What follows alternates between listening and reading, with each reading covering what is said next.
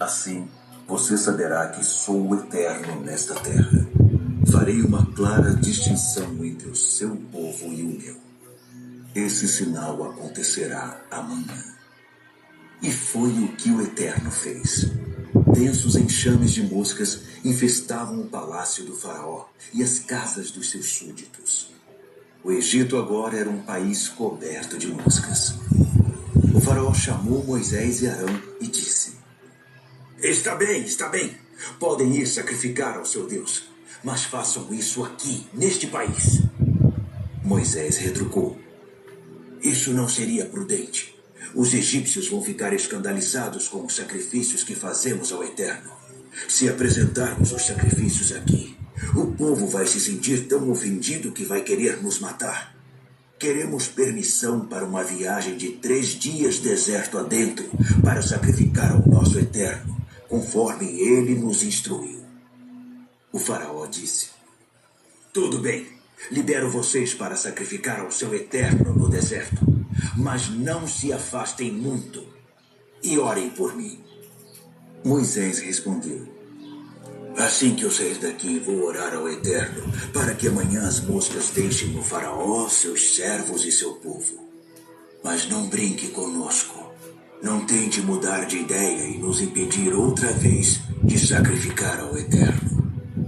Moisés saiu da presença do faraó e orou ao Eterno, que atendeu ao pedido de Moisés e livrou das moscas o faraó, seus servos e seu povo. Não sobrou uma única mosca no Egito. Mas, de novo, o faraó se mostrou obstinado e não liberou o povo. Palavras diárias de Deus. Antes de o homem ser redimido, muitos dos venenos de Satanás já estavam plantados dentro dele e, depois de milhares de anos de ser corrompido por Satanás, o homem já tem dentro de si uma natureza estabelecida que resiste a Deus. Portanto, quando o homem foi redimido, isso não é nada mais do que um caso de redenção, na qual o homem é comprado por um alto preço, mas a natureza venenosa dentro dele não foi eliminada. O homem que é contaminado assim deve sofrer uma mudança antes de ser digno de servir a Deus. Por meio dessa obra de julgamento e castigo, o homem conhecerá por completo a substância imunda e corrupta dentro de si mesmo, e ele poderá mudar completamente e se tornar limpo. Só assim o homem pode se tornar digno de retornar diante do trono de Deus. Toda a obra feita neste dia é para que o homem possa ser limpo e mudado. Através do julgamento e castigo pela palavra, bem como por meio do refinamento, o homem pode remover sua corrupção e ser purificado.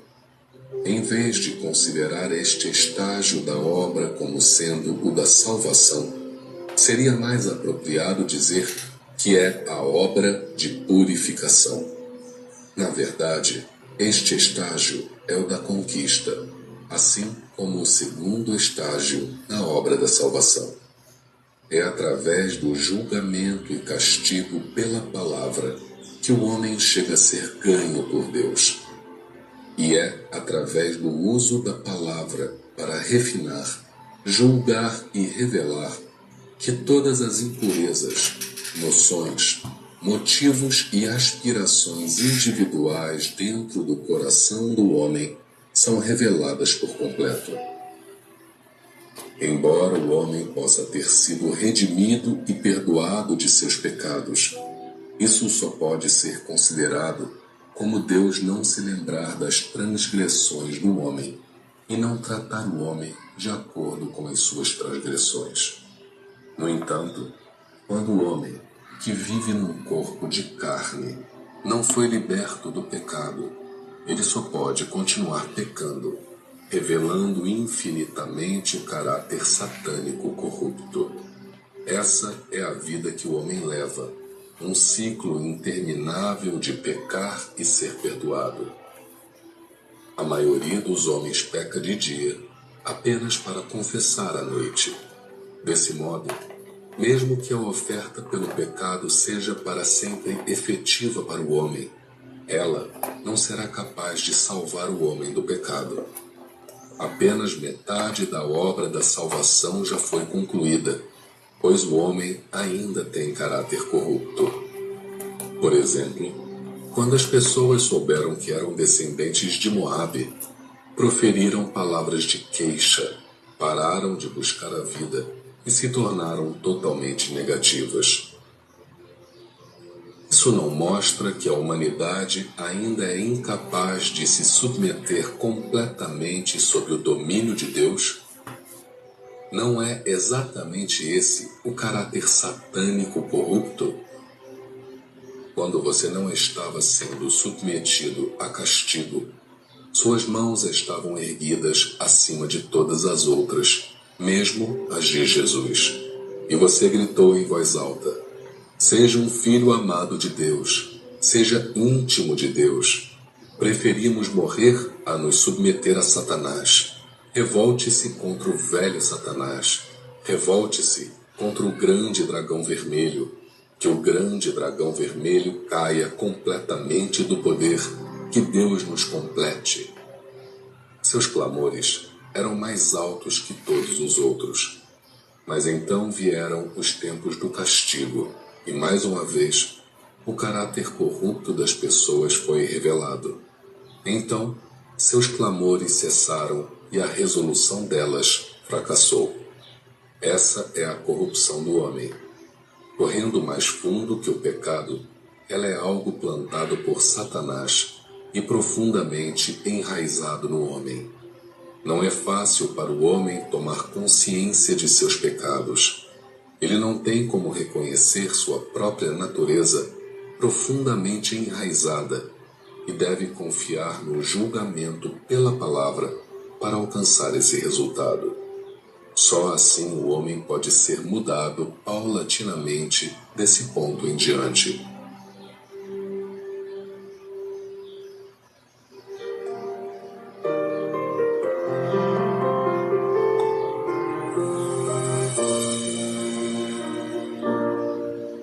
Levítico, capítulo 6.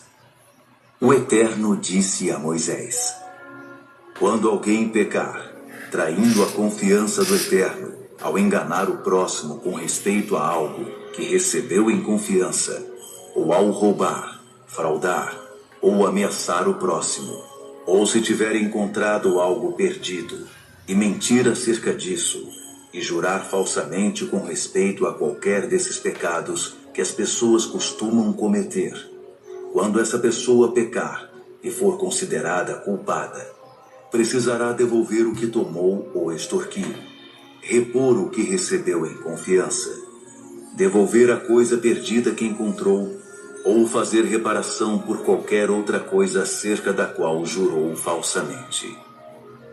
Ela precisará fazer reparação completa, acrescentar 20% e devolver ao proprietário no mesmo dia em que levar a oferta de reparação. Oferecerá ao Eterno, como oferta de reparação, um carneiro do rebanho, sem defeito, avaliado segundo o valor da oferta de reparação.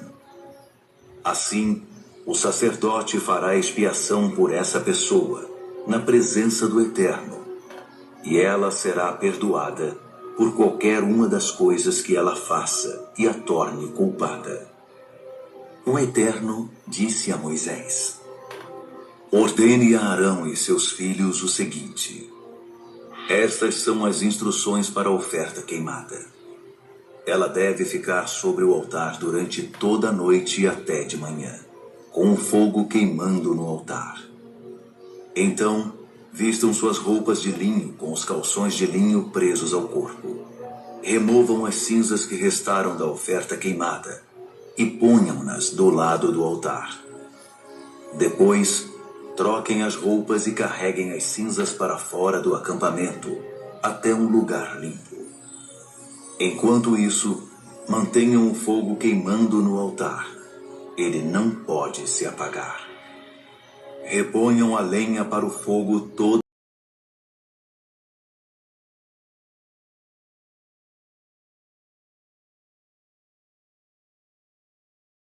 as manhãs. Disponham a oferta queimada sobre ele, e queimem a gordura da oferta de paz por cima de tudo. Mantenham o fogo queimando no altar continuamente. Ele não pode se apagar.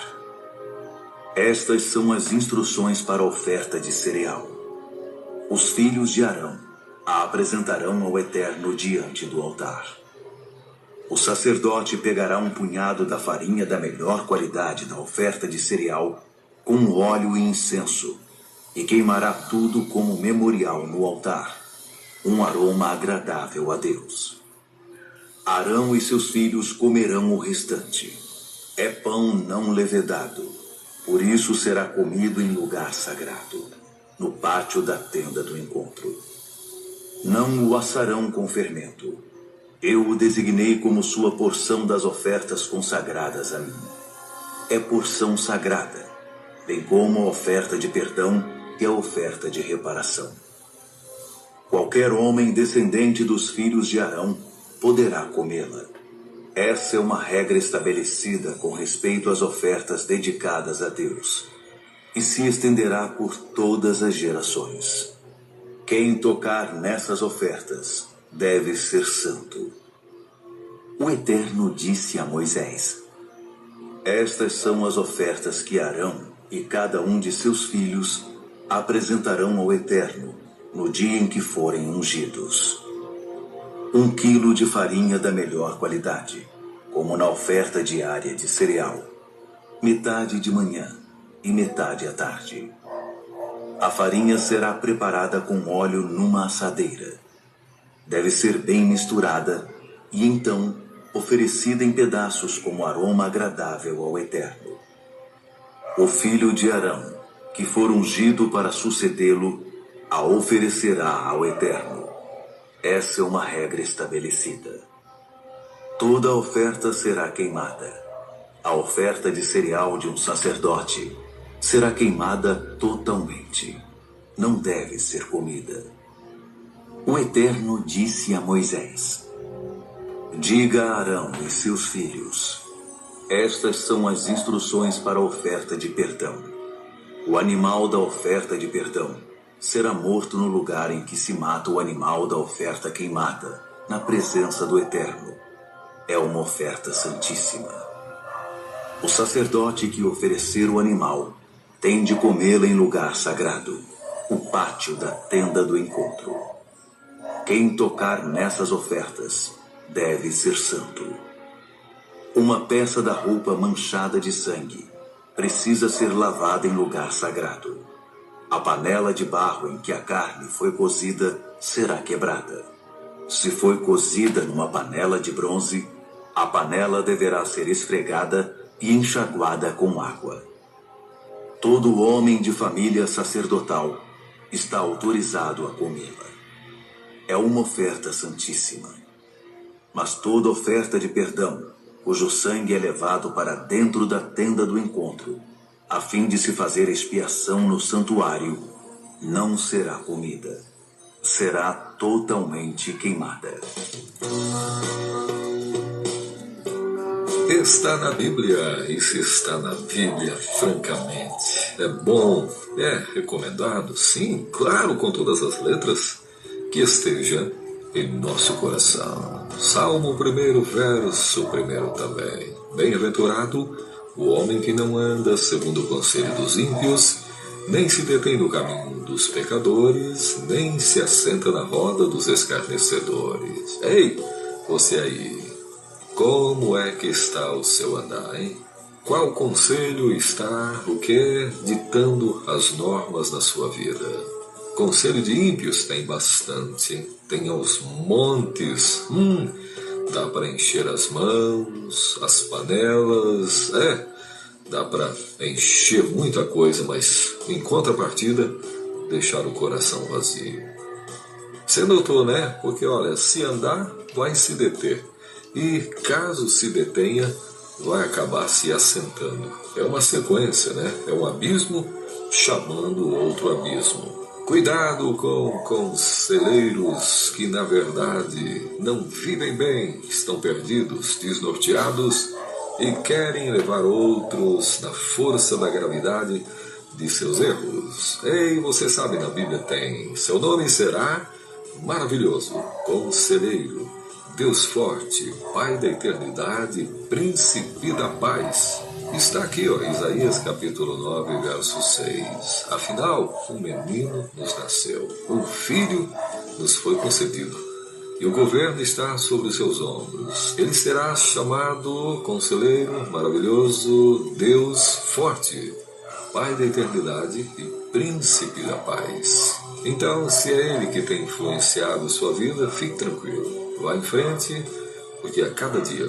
você vai perceber mais e muito mais da bênção do Deus Eterno fluindo, acontecendo na sua vida, em nome de Jesus. Capítulo 8. O Eterno falou a Moisés. Ele disse: tome Arão, e com ele seus filhos, suas vestes sacerdotais, o óleo da unção, o novilho para oferta de perdão, os 2 carneiros e o cesto de pães sem fermento. Reúna toda a congregação na entrada da tenda do encontro. Moisés fez exatamente como o Eterno havia ordenado, e a congregação se reuniu à entrada da tenda do encontro. Moisés disse à congregação: foi isto que Deus me mandou fazer. Moisés levou Arão e seus filhos à presença de todo o povo e lavou-os com água. Vestiu a túnica em Arão com um cinto. Então pôs nele o manto e sobre ele o colete sacerdotal. Fixou o colete com o cinturão. Pôs também o peitoral e nele pôs o urim e o tumim. Na cabeça de Arão pôs o turbante com a lâmina de ouro fixada nele, a coroa sagrada, exatamente como o Eterno havia ordenado. Em seguida, com o óleo da unção, Moisés ungiu a habitação e tudo que estava nela, consagrando-os. Ele aspergiu óleo no altar 7 vezes, ungindo e consagrando o altar e todos os seus utensílios, bem como a bacia com seu suporte. Derramou parte do óleo sobre a cabeça de Arão, e assim ele foi consagrado. Moisés pôs os filhos de Arão diante de todos e vestiu neles as túnicas, fixando-as com um cinto, e pôs um barrete na cabeça de cada um, exatamente como o Eterno havia ordenado. Moisés ofereceu o novilho da oferta de perdão. Arão e seus filhos puseram as mãos sobre a cabeça do animal. Moisés matou o novilho e purificou o altar, aplicando com o dedo um pouco de sangue nas pontas. Ele derramou o resto do sangue na base do altar e o consagrou, para que se pudesse fazer expiação sobre ele. Moisés pegou toda a gordura das vísceras, e o lóbulo do fígado e os rins com sua gordura, e os queimou no altar. O novilho, com sua pele, carne e vísceras, ele queimou fora do acampamento, exatamente como o Eterno havia ordenado. Moisés ofereceu o carneiro para a oferta queimada. Arão e seus filhos puseram as mãos sobre a cabeça do carneiro. Moisés o matou e derramou sangue nos lados do altar. Ele cortou o carneiro em pedaços e então queimou a cabeça, os pedaços e a gordura. Ele lavou as vísceras e as pernas com água e queimou o carneiro todo sobre o altar. Foi uma oferta queimada, um aroma agradável, oferta dedicada ao Eterno, exatamente como o Eterno havia ordenado. Em seguida, Moisés apresentou o segundo carneiro, o carneiro para a oferta de ordenação. Arão e seus filhos puseram as mãos sobre a cabeça do carneiro. Moisés o matou e pôs um pouco do sangue no lóbulo da orelha direita de Arão, no polegar da sua mão direita e no dedão do seu pé direito. Então os filhos de Arão foram à frente, e Moisés pôs um pouco do sangue no lóbulo da orelha direita, no polegar da mão direita e no dedão do pé direito de cada um deles.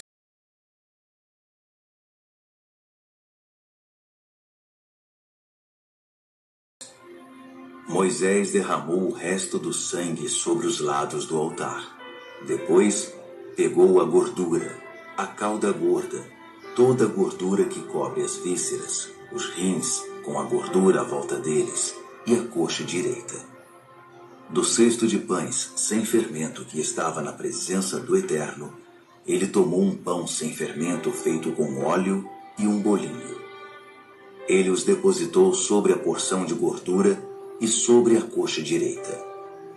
Pôs tudo isso nas mãos de Arão e de seus filhos, que os balançaram diante do Eterno como oferta movida. Então Moisés tomou tudo de volta das mãos deles e queimou no altar, em cima da oferta queimada. Essa foi a oferta de ordenação dos sacerdotes, um aroma agradável ao Eterno, oferta dedicada ao Eterno. Então Moisés tomou o peito e o balançou como oferta movida diante do Eterno. Era a porção do carneiro da oferta de ordenação que pertencia a Moisés, segundo a ordem do Eterno. Moisés aspergiu um pouco do óleo da unção e um pouco do sangue do altar sobre Arão e suas vestes, sobre seus filhos e as vestes deles, consagrando Arão, seus filhos e todas as vestes. Moisés disse a Arão e seus filhos: cozinhem a carne na entrada da tenda do encontro. Vocês deverão comê-la ali, com o pão do cesto das ofertas de ordenação, assim como ordenei. Arão e seus filhos deverão comê-la. Queimem as sobras da carne e do pão. Não saiam pela entrada da tenda do encontro durante os 7 dias que completam sua ordenação. É isto. A ordenação durará 7 dias. O Eterno ordenou o que foi feito hoje, a fim de fazer expiação por vocês. Permaneçam na entrada da tenda do encontro dia e noite, durante 7 dias. Empenhem-se em fazer o que o Eterno exigir, para que não morram. Foi o que o Eterno me mandou dizer.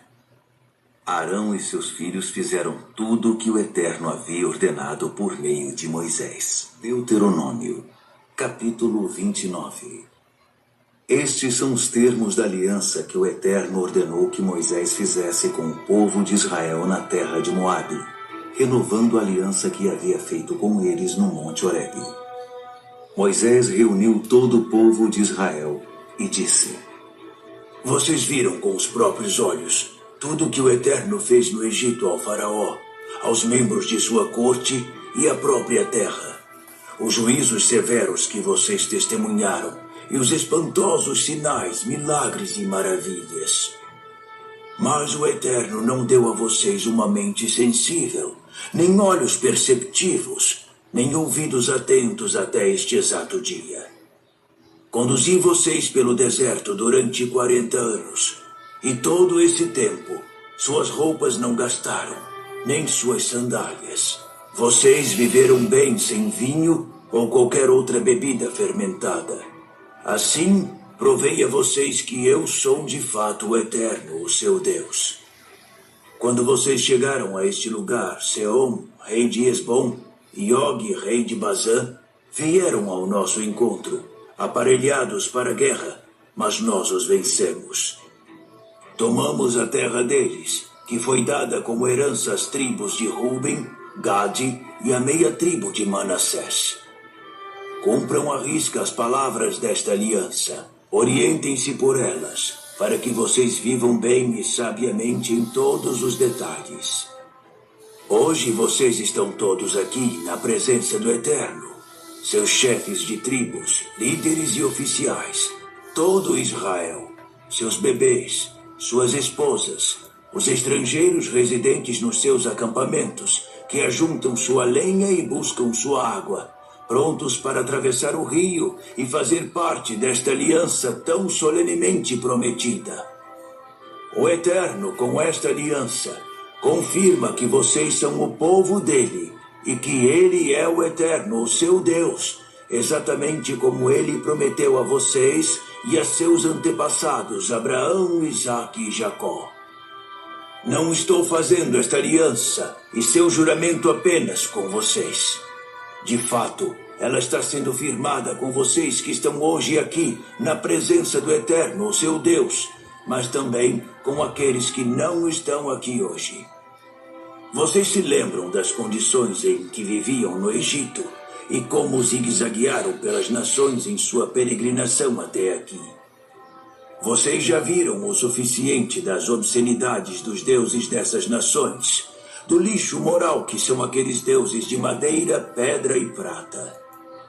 Não baixem a guarda para que ninguém, homem ou mulher, se afaste do Eterno e se envolva com os falsos deuses das nações, para que nenhuma erva daninha brote e se espalhe entre vocês. Por exemplo, alguém que depois de ouvir as palavras do juramento da aliança, desculpa a si mesmo pensando, vou viver do jeito que me agrada, obrigado, e acaba arruinando a vida de todos à sua volta.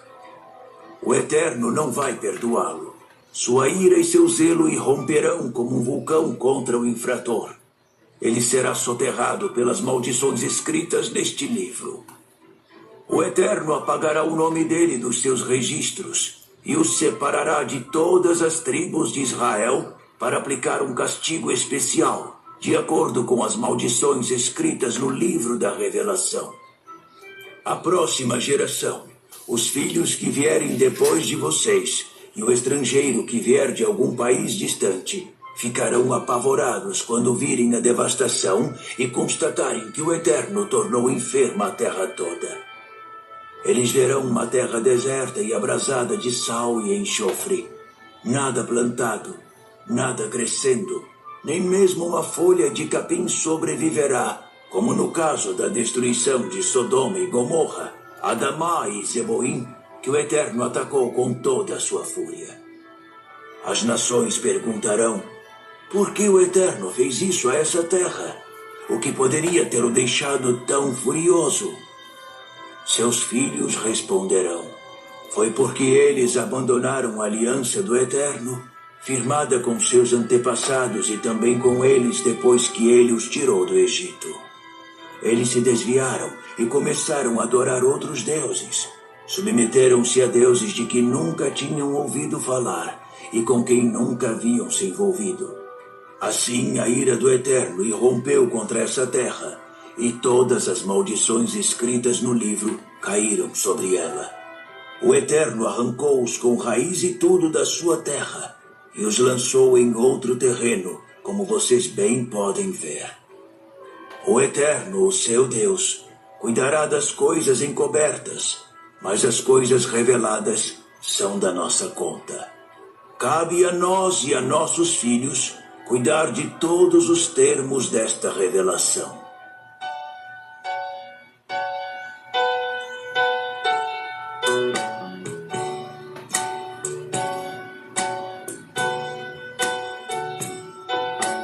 Calmo, sereno e tranquilo, sinto descanso neste viver. Isto devam amigo, e só por ele eu pude obter. Ele é Jesus, meu amigo, meu Senhor, o Salvador. Só por ele ganhei a vida eterna com Deus, com Deus.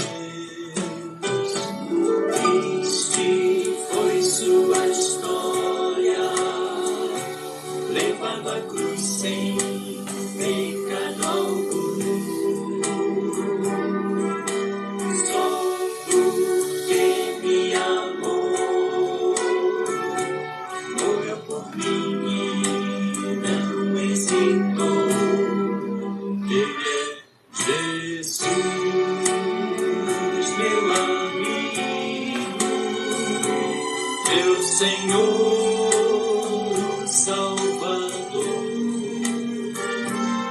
Só por Ele ganhei a vida eterna com Deus.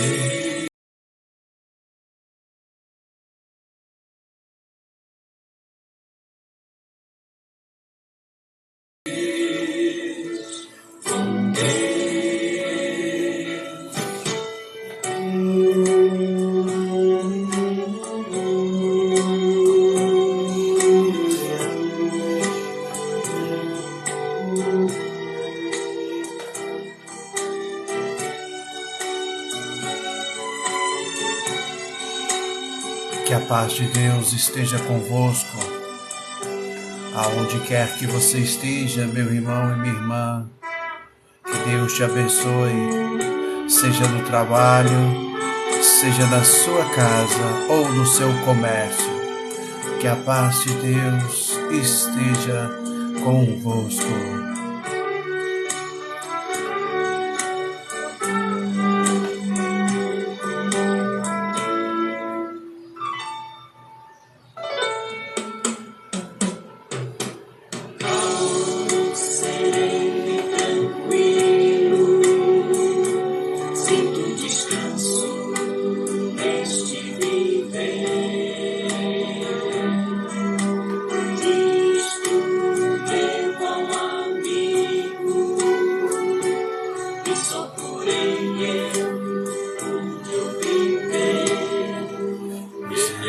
Jesus, seu amigo, meu Senhor Salvador. Só por Ele ganhei a vida eterna com Deus, com Deus.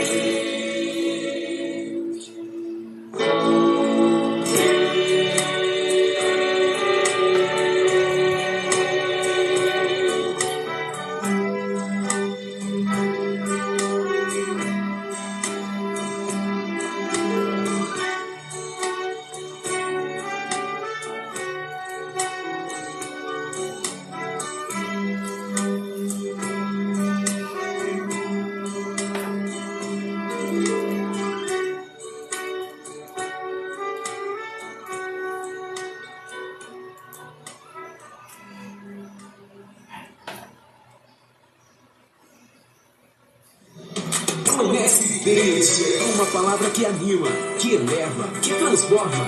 Palavra de fé. Deus é a esperança no meio da tempestade. Eu creio no Deus do impossível. Eu tenho certeza que você deve crer também. Fortaleça sua fé. Mantenha a chama da esperança sempre acesa. Pois Deus é o Senhor. A Ele toda a honra e toda a glória. Você ouviu Palavra de Fé, a palavra que anima, que eleva e transforma. 57, 10h57.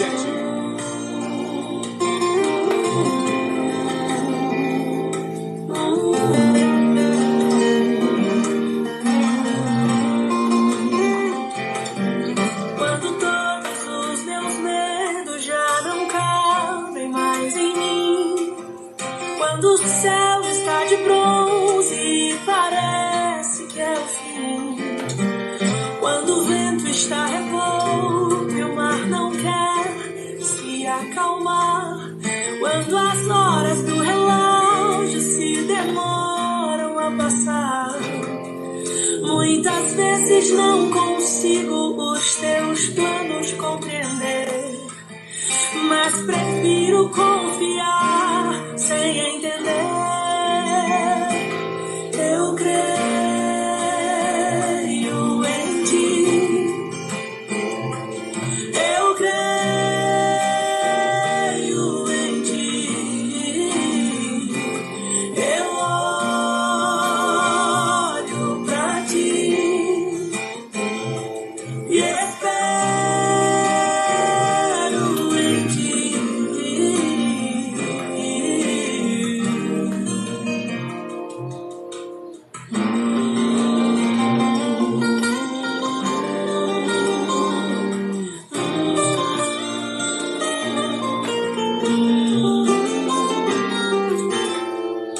Quando você sente medo, do teu lado eu estou.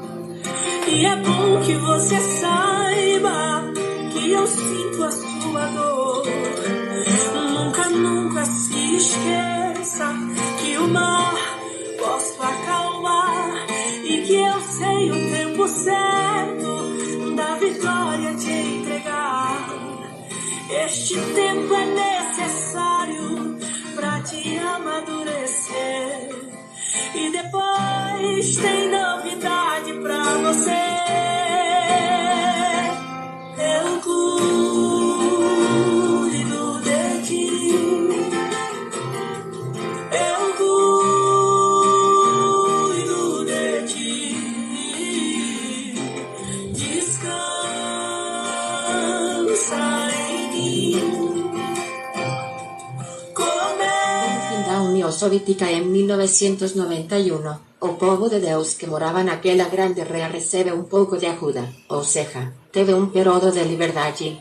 A prega podia ser feita livremente e, em pouco tempo, o número de publicadores na antiga União Soviética chegou a centenas de milhares. Mas, pouco a pouco, a RCA e os países aliados foram se tornando o rei do norte. Para um governo assumir o papel de rei do norte ou de rei do sul, precisa de fazer três coisas. 1. Ter uma influência direta sobre o povo de Deus. 2. Agir de um modo que prove inimigo de Jeová do seu povo e 3. Competir como rei inimigo. A RCA e os seus aliados afetam diretamente o povo de Deus, porque problema pregam e perseguem centenas de milhares de irmãos. Essa perseguição prova que eles odeiam Jeová e o povo dele.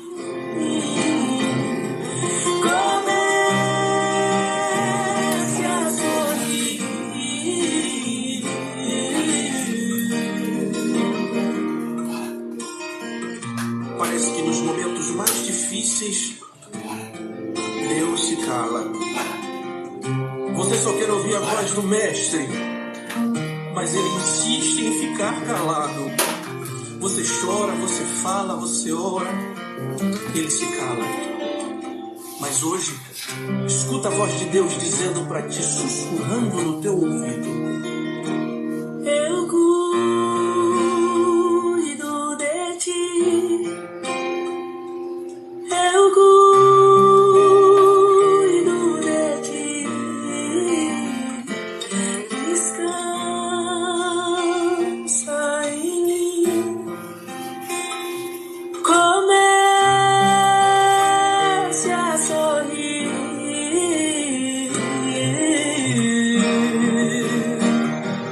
Eu cuido, eu cuido, eu cuido de ti. Eu cuido de ti. Fin da União Soviética em 1991, o povo de Deus que morava naquela grande recebeu um pouco de ajuda, ou seja, tive um período de liberdade. A prega podia ser feita livremente e, em pouco tempo, o número de publicadores na antiga União Soviética chegou a centenas de milhares. Mas, pouco a pouco, a Archa e os países aliados foram se tornando o rei do norte. Para governo assumir o papel de rei do norte e de rei do sul, precisa de fazer três coisas. 1. Ter uma influência direta sobre o povo de Deus. 2. Agir de modo que prove que é inimigo de Jeová do seu povo e 3. Competir como rei inimigo. A Archa e os seus aliados afetam diretamente o povo de Deus, porque problema pregam e perseguem centenas de milhares de irmãos. Essa persegue o povo que eles odiam Jeová o povo dele. Zoar ao sul. O Eterno disse a Moisés: essa é a terra que prometi aos seus antepassados, Abraão, Isaque e Jacó, com estas palavras: eu a darei aos seus descendentes. Você queria vê-la, pois aí está ela, mas você não entrará nela. Moisés, o servo do Eterno, morreu ali, na terra de Moabe, como o Eterno havia anunciado. O próprio Deus o sepultou no vale na terra de Moabe, diante de Bet-peor. Ninguém sabe o local exato do seu túmulo até o dia de hoje. Moisés tinha 120 anos de idade quando morreu. Sua vista ainda era precisa e ele ainda demonstrava muito vigor no andar. O povo de Israel chorou a morte de Moisés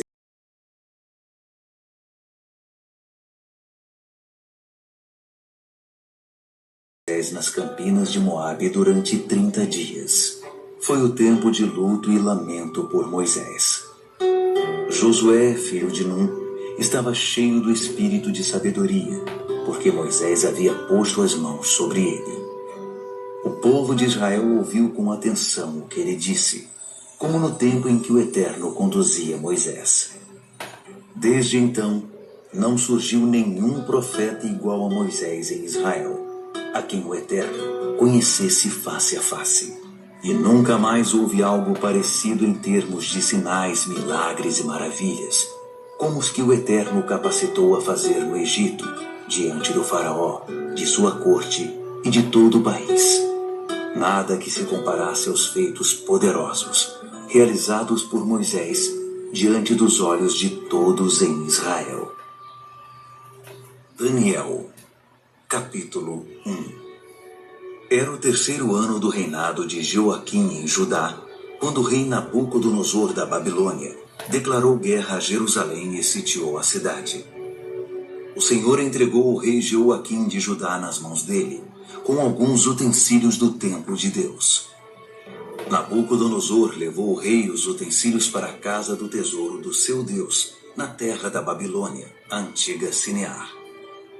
O rei ordenou a Aspenaz, chefe de pessoal do palácio, que escolhesse alguns israelitas da União Soviética em 1991. O povo de Deus que morava naquela grande região recebeu um pouco de ajuda, ou seja, teve um período de liberdade.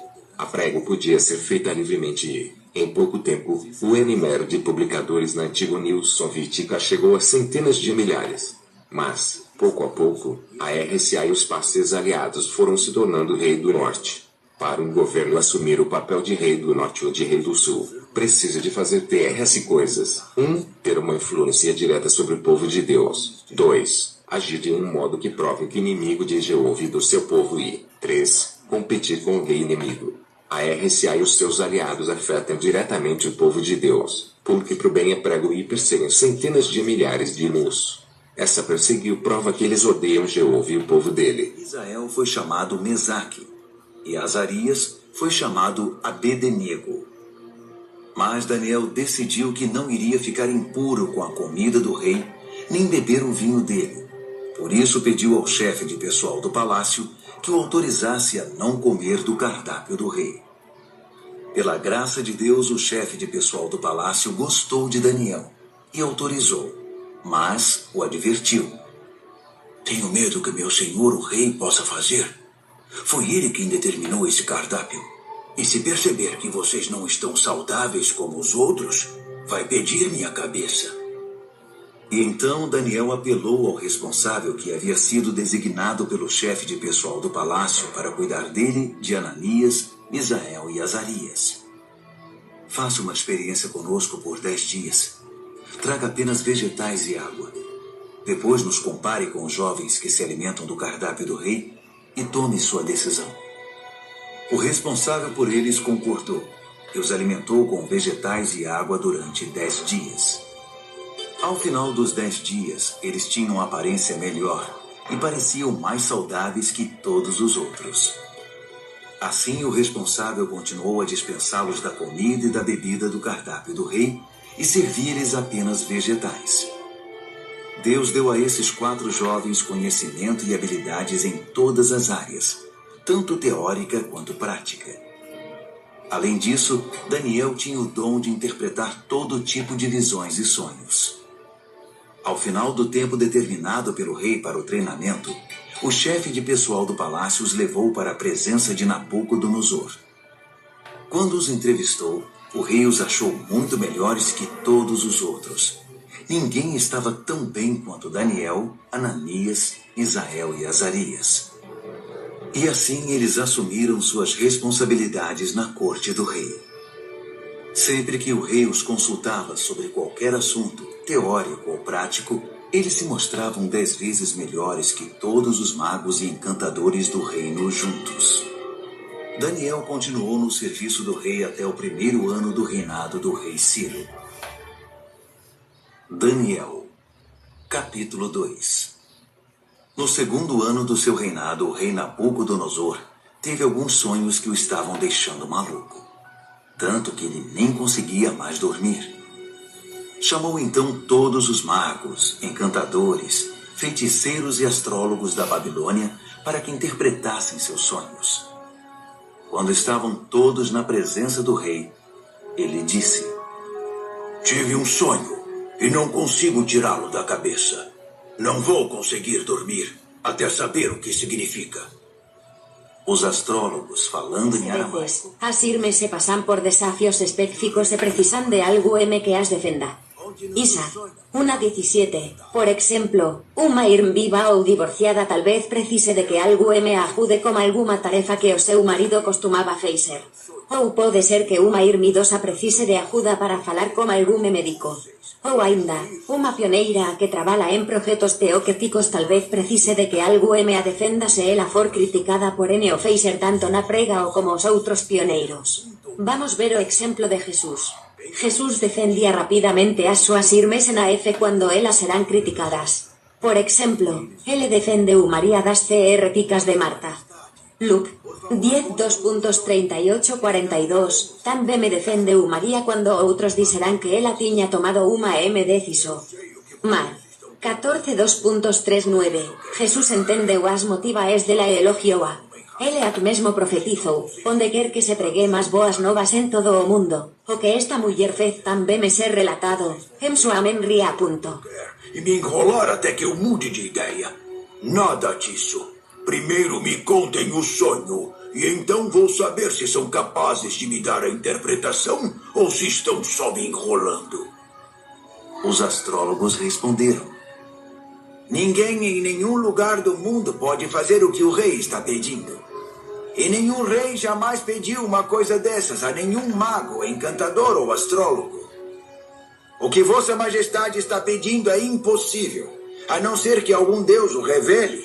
E os deuses não vivem no meio de gente como nós. A resposta deixou o rei furioso. Ele perdeu a paciência e ordenou que todos os sábios da Babilônia fossem executados. A sentença de morte foi anunciada, e Daniel e seus amigos estavam entre os condenados à morte. Enquanto Arioque, chefe da guarda real, fazia os preparativos para a execução, Daniel sabiamente chamou-o de lado e lhe perguntou o que estava acontecendo. Por que o rei deu uma ordem como essa, tão de repente?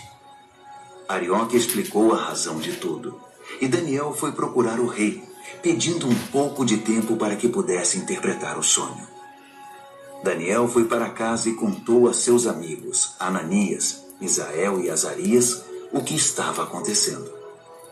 Ele pediu que orassem ao Deus dos céus por misericórdia, para solucionar o mistério, e assim poderem escapar da morte. Naquela noite, a solução do mistério foi revelada a Daniel, numa visão. Daniel louvou ao Deus dos céus, dizendo: Bendito é o nome de Deus para todo sempre. Deus é sábio e todo-poderoso. Ele muda as estações e conduz a história. Escolhe reis e também os depõe. Ele dá tanto a sabedoria quanto o discernimento. Ele abre as profundezas, revela os segredos, conhece o que há na escuridão. A luz transborda dele. Ó Deus dos meus antepassados, a ti toda a minha gratidão e todo o meu louvor. Tu me tornaste sábio e forte, e agora nos mostraste o que pedimos. Tu resolveste o mistério do rei. Assim Daniel voltou a falar com Arioque, o encarregado da execução. Ele disse: Cancele a execução. Leve-me ao rei. Eu vou interpretar o sonho dele. Arioque não perdeu um minuto.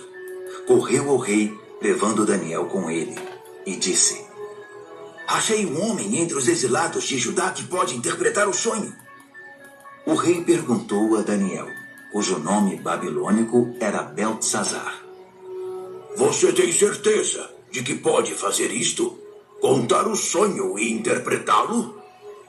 Daniel respondeu ao rei: Nenhum homem pode decifrar o mistério do rei, quem quer que seja, sábio, encantador, mago ou astrólogo.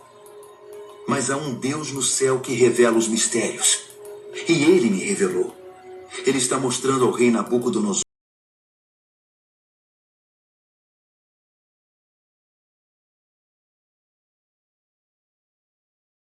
o que vai acontecer no futuro. Este é o sonho que o rei teve, a visão que encheu sua mente.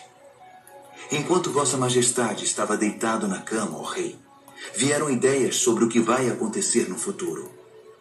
Aquele que revela mistérios mostrou ao rei o que vai acontecer. Mas a interpretação foi dada por meu intermédio, não porque eu seja mais sábio que qualquer outra pessoa, mas para que o rei saiba o que significa e entenda o que sonhou. O que viu, ó rei, foi uma enorme estátua em pé na sua frente, muito impressionante, mas também apavorante. A cabeça da estátua era de ouro puro, o peito e os braços eram de prata, o ventre e os quadris eram de bronze, as pernas eram de ferro e os pés eram uma mistura de barro com ferro. Enquanto você estava olhando para a estátua, uma pedra que se soltou por si só da montanha, sem que ninguém o fizesse, atingiu a estátua, esmigalhando os pés de ferro e barro. Então tudo desmoronou e ficou em pedaços. O ferro, o barro, o bronze, a prata e o ouro. Ficou tudo como restos amontoados, relegados ao esquecimento. Mas a pedra que atingiu a estátua tornou-se uma grande montanha que dominava o horizonte. Esse foi o sonho. Agora vamos à interpretação do sonho. Ó rei, Vossa Majestade é o soberano mais poderoso da terra. O Deus do céu deu tudo ao Senhor: governo, poder, força e glória. Ele o designou responsável pela humanidade e por todos os animais do campo e as aves do céu, no mundo todo. O rei é o cabeça de todos os governantes. É a cabeça de ouro. Mas seu reino será tomado por outro reino, inferior ao seu, e este por um terceiro, o reino de bronze, que governará toda a terra. Por fim, um quarto reino, forte como o ferro, assumirá o poder. Assim como o ferro despedaça tudo que atinge, esse vai quebrar, esmigalhar e pulverizar todos os reinos anteriores. Mas os pés e os dedos dele, que são uma mistura de ferro e barro, significam que o reino será dividido, mas ainda haverá a força do ferro. Assim como os dedos eram de ferro e de barro, o reino terá uma parte forte e outra frágil. Esse reino fará alianças, mas não darão certo. Não conseguirá se unir a nenhum outro reino, assim como o ferro e o barro não se misturam. Mas no tempo desses reinos, o Deus do céu edificará um reino que nunca será destruído, nem nunca será dominado por outro. No final, esmagará os outros reinos, destruirá todos eles e será eterno. Será como a pedra que se soltou por si só da montanha, sem que ninguém o fizesse, que esmigalhou o ferro, o bronze, o barro, a prata e o ouro. O grande Deus fez o rei saber o que vai acontecer no futuro. Essa é a revelação exata do sonho, e também a interpretação correta. Quando Daniel terminou, o rei Nabucodonosor, perplexo, prostrou-se com o rosto no chão diante de Daniel. Ele ordenou uma oferta de sacrifícios e de incenso em honra a Daniel e declarou: Seu Deus realmente é o Deus de todos os deuses, o Senhor de todos os reis, e Ele revela todos os mistérios. E eu sei, porque você decifrou o mistério. Então o rei promoveu Daniel a um elevado cargo no reino. Encheu-o de presentes e o empossou como governador de toda a província da Babilônia e chefe de todos os sábios da Babilônia. A pedido de Daniel, o rei designou Sadraque, Mesaque e Abednego para postos administrativos em toda a Babilônia, enquanto Daniel permaneceu no palácio real. Daniel, capítulo 3. O rei Nabucodonosor construiu uma estátua de ouro com 27 metros de altura e 2 metros e 70 centímetros de largura. Ele a ergueu na planície de Dura, na província da Babilônia. Em seguida ordenou a todos os líderes importantes da província que comparecessem à cerimônia de dedicação da estátua. Todos vieram... Todos bem-vindos. Estamos com a campana da leitura da Bíblia, então nesses últimos meses de novembro e dezembro estaremos com o programa na leitura da Palavra de Deus. Muito obrigado pela tua audiência em todos os cantos da terra. A paz do Senhor esteja convosco. Raças, cores e crenças, quando ouvirem o som da trombeta, do pífaro, da cítara, da harpa, do saltério e da flauta dupla, dobrem os joelhos e adorem a estátua de ouro que o rei Nabucodonosor ergueu. E quem não se ajoelhar, não adorar a estátua, não importa quem seja, será lançado imediatamente na fornalha. O som começou a tocar. Todos os instrumentos musicais da Babilônia e gente de todas as raças, cores e crenças dobraram os joelhos e adoraram a estátua de ouro que o rei Nabucodonosor havia erguido. Foi então que os astrólogos da Babilônia se manifestaram e acusaram os judeus. Eles disseram ao rei Nabucodonosor: Que o rei viva para sempre. Vossa Majestade deu ordens severas para que, ao ouvir o som tocar, deveríamos nos ajoelhar e adorar a estátua de ouro. E quem não o fizesse seria jogado na fornalha. Mas os judeus, Sadraque, Mesaque e Abednego, a quem o rei designou cargos elevados na província da Babilônia, ignoraram a ordem, ó rei. Eles não respeitam os nossos deuses e se negam a adorar a estátua de ouro que mandou erguer. Furioso, o rei Nabucodonosor ordenou que Sadraque, Mesaque e Abednego fossem trazidos. E quando eles chegaram, Nabucodonosor perguntou: Sadraque, Mesaque e Abednego, é verdade que vocês não respeitam meus deuses e se negam a adorar a estátua de ouro que mandei erguer? Vou dar a vocês uma segunda chance, mas a partir de agora, quando o som começar a tocar, vocês devem se ajoelhar e adorar a estátua. E se não o fizerem, serão jogados numa fornalha e ponto final. E que Deus vai livrá-los de mim? Sadraque, Mesaque e Abednego responderam: Sua ameaça não nos assusta. Se nos jogar na fornalha, o Deus que servimos pode nos salvar, não só da fornalha, como de qualquer outra coisa. E mesmo que ele não o faça, não importa, ó rei. Ainda assim, não vamos servir aos seus deuses, nem adorar a estátua de ouro que mandou erguer. Nabucodonosor estava prestes a explodir de tanta raiva. Imediatamente ordenou que a fornalha fosse aquecida 7 vezes mais que o normal e que alguns homens fortes do seu exército os amarrassem e os jogassem na fornalha. Sadraque, Mesaque e Abednego, com os pés e mãos amarrados e vestidos em suas roupas, foram jogados na fornalha extremamente quente. Por causa da ordem do rei, a fornalha estava tão quente que só as chamas foram suficientes para matar os homens que carregaram Sadraque, Mesaque e Abednego. E eles acabaram caindo fornalha dentro. De repente o rei Nabucodonosor levantou-se num salto e perguntou: Não jogamos 3 homens com os pés e as mãos amarrados? Responderam os homens. Isso mesmo, senhor, exclamou o rei. Vejam, estou vendo 4 homens andando para lá e para cá no fogo, e eles estão bem. E o 4º homem parece um filho dos deuses. Não é possível. Nabucodonosor foi até a entrada da fornalha ardente e chamou: Sadraque, Mesaque e Abednego, servos do Deus Altíssimo, saiam, venham para cá. E Sadraque, Mesaque e Abednego saíram do meio do fogo.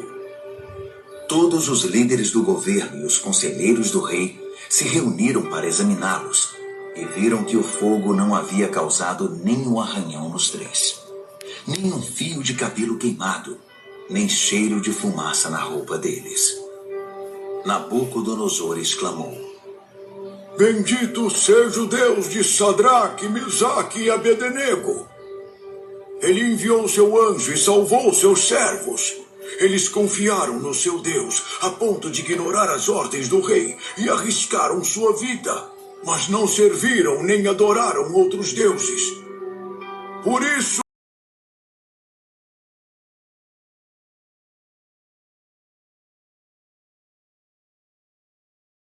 o decreto: todo, de qualquer lugar, cor, raça ou crença, que disser alguma coisa contra o Deus de Sadraque, Mesaque e Abednego será despedaçado, e sua casa será destruída.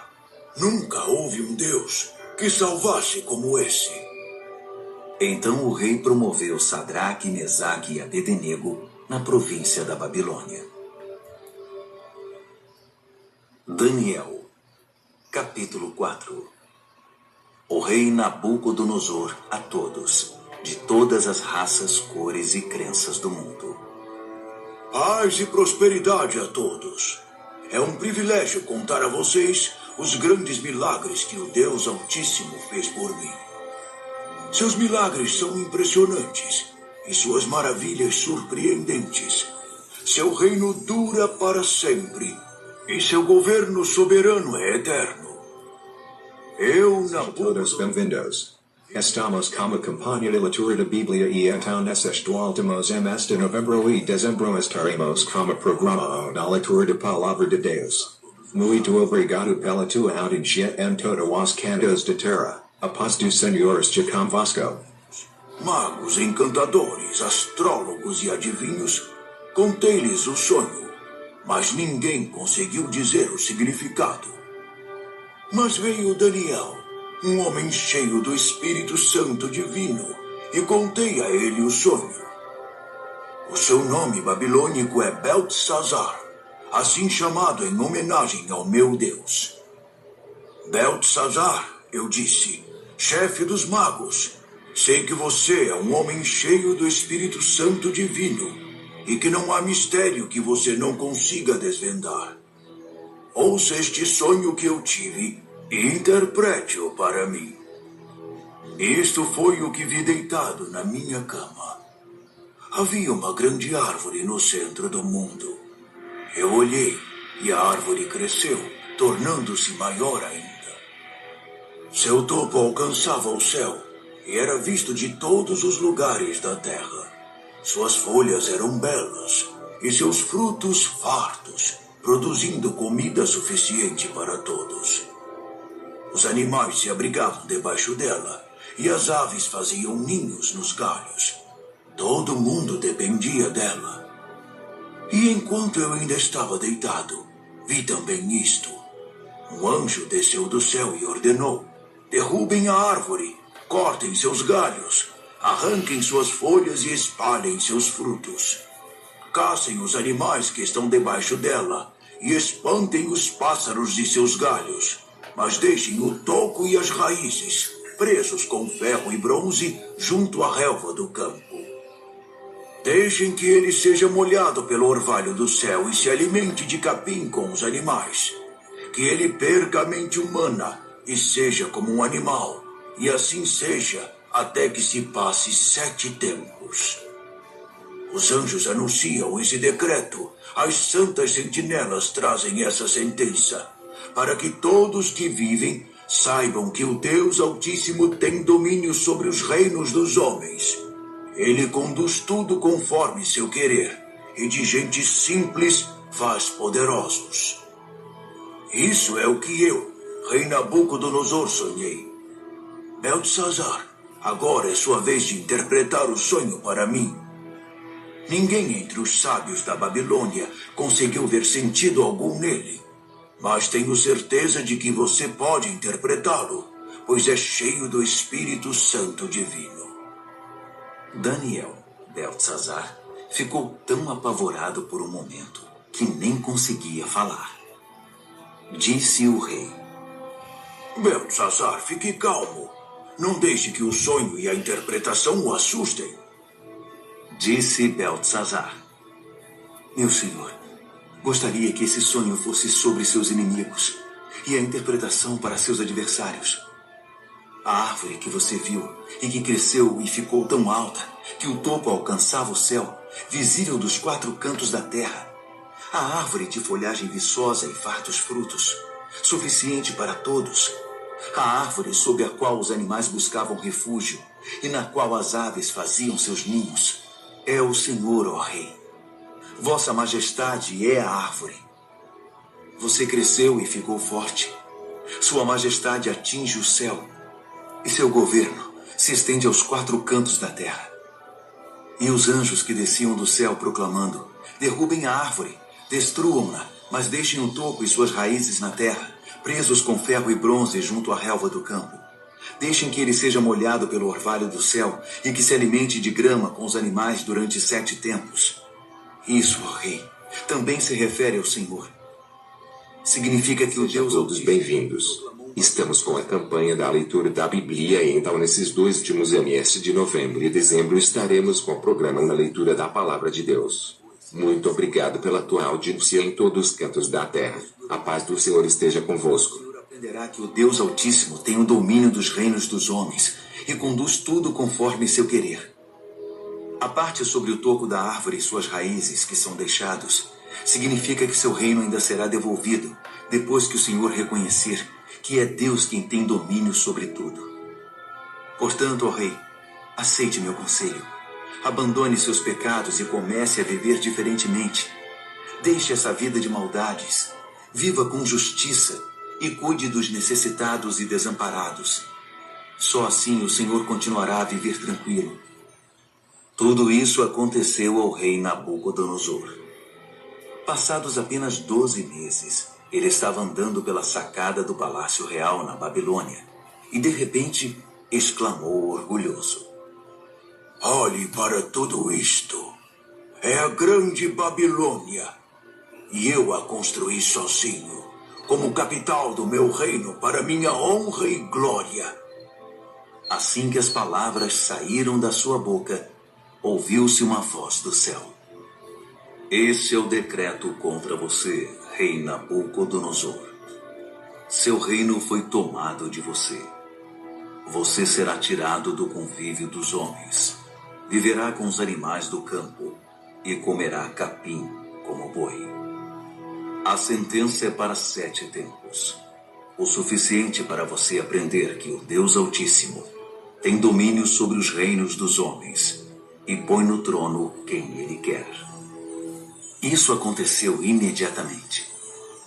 Nabucodonosor foi tirado da convivência dos homens, comeu capim como boi e se molhou com o orvalho do céu. Seu cabelo cresceu como as penas da águia, suas unhas como as garras do falcão. Ao final daquele período, eu, Nabucodonosor, olhei para o céu, recobrei o juízo e bendisse o Deus Altíssimo, agradecendo e glorificando ao Deus que vive para sempre. Seu domínio dura para sempre, seu reino nunca será decadente. A vida na terra é insignificante. Deus faz tudo conforme seu querer. Ninguém pode opor-se à sua vontade. Ninguém pode questioná-lo ou desafiá-lo. Ao mesmo tempo em que recobrei o juízo, recuperei a majestade e a glória do meu reino. Todos os líderes e gente importante vieram me ver. Fui restabelecido como rei no meu reino e me tornei maior que antes. E é por isso que eu, Nabucodonosor, canto e louvo ao Rei do céu. Tudo o que ele faz é justo, e ele o faz da maneira certa. Ele sabe como tratar gente orgulhosa e tem o poder para torná-los humildes. Daniel, capítulo 5. O rei Beltzazar convidou Mil de seus nobres para um grande banquete. O vinho era muito bem servido. Então Beltzazar, que já estava alto por causa do vinho, ordenou que as taças de ouro e prata que seu pai Nabucodonosor havia tomado do templo de Deus em Jerusalém fossem trazidas para que ele, seus nobres, suas mulheres e concubinas pudessem beber nelas. Quando as taças de ouro e prata foram trazidas, o rei, os nobres e aquelas mulheres começaram a usá-las. Beberam seu vinho e, já bêbados, louvaram seus deuses de ouro, prata, bronze, ferro, madeira e pedra. Naquele exato momento, os dedos de uma mão humana apareceram e começaram a escrever na parede rebocada do palácio, na parte mais iluminada. Quando o rei viu a mão escrevendo na parede, ficou pálido, muito assustado.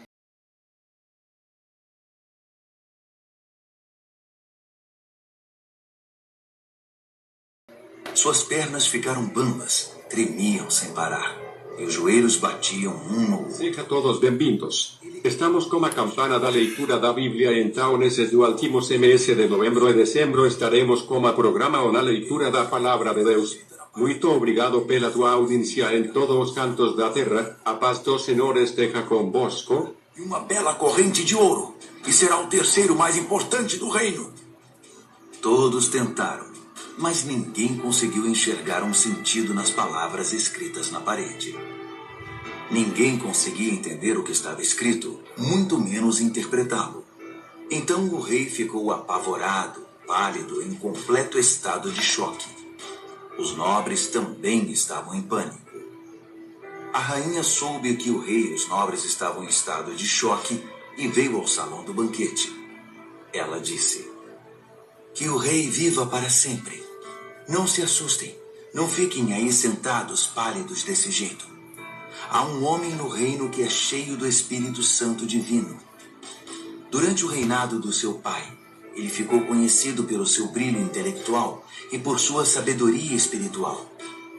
Ele era tão capaz que seu pai, o rei Nabucodonosor, fez dele o chefe de todos os magos, encantadores, adivinhos e astrólogos. Não havia ninguém como ele. Ele conseguia fazer qualquer coisa, interpretar sonhos, decifrar mistérios, explicar enigmas. Seu nome é Daniel, mas o rei mudou o nome dele para Beltesazar. Mande chamar Daniel. Ele vai ler o que está escrito aí." Assim Daniel foi chamado. O rei perguntou: "Você é Daniel, que foi um dos exilados que meu pai trouxe de Judá? Já ouvi falar que você é cheio do Espírito Santo, tem uma mente brilhante e é incrivelmente sábio. Os sábios e encantadores foram trazidos aqui para ler esta escrita na parede e interpretá-la, mas nenhum deles conseguiu ler nada. Mas ouvi dizer que você interpreta sonhos e decifra mistérios. Então, se você conseguir ler e interpretar, será um homem famoso e rico. Ganhará o manto de púrpura e uma bela corrente de ouro, e será o terceiro mais importante do reino." Daniel respondeu ao rei: "Pode ficar com os presentes ou dá-los a outra pessoa. Mas vou ler a escrita para o rei e interpretar seu significado. Ouça, ó rei, o Deus Altíssimo deu a seu pai Nabucodonosor um grande reino e uma gloriosa reputação. Deus o fez muito poderoso, e pessoas de todos os lugares, de toda raça, cor ou crença, se sentiam intimidadas por ele. Ele as matava ou poupava, como e quando queria. Promovia ou humilhava as pessoas como bem desejava. Então Deus o humilhou e o privou de todo o poder. Ele foi tirado do convívio dos homens e passou a viver como animal. Comeu capim como boi e se molhou com o orvalho do céu até aprender esta lição: que o Deus Altíssimo tem domínio sobre os reinos dos homens e põe no trono quem ele quer. Você é filho dele, sabe de tudo isso, mas é tão arrogante quanto ele no seu pior momento. Olhe para você mesmo. Quer competir com o Senhor do céu? Você mandou buscar as taças sagradas do templo dele só por farra, para que o Senhor, seus nobres, suas mulheres e concubinas pudessem beber nelas. O rei usou as taças sagradas para brindar seus deuses de prata e ouro, de bronze e ferro, de madeira e pedra, deuses cegos, surdos e mudos. Mas tratou com desprezo o Deus vivo, que tem a sua vida nas mãos, desde o nascimento até a morte. Deus enviou a mão que escreveu na parede. E o que está escrito é Mene, Tekel e Peres. E este é o significado dessas palavras. Mene, Deus contou os dias do seu governo, e suas contas são negativas. Tekel, você foi pesado na balança e está em falta. Peres, seu reino foi dividido e entregue aos medos e persas.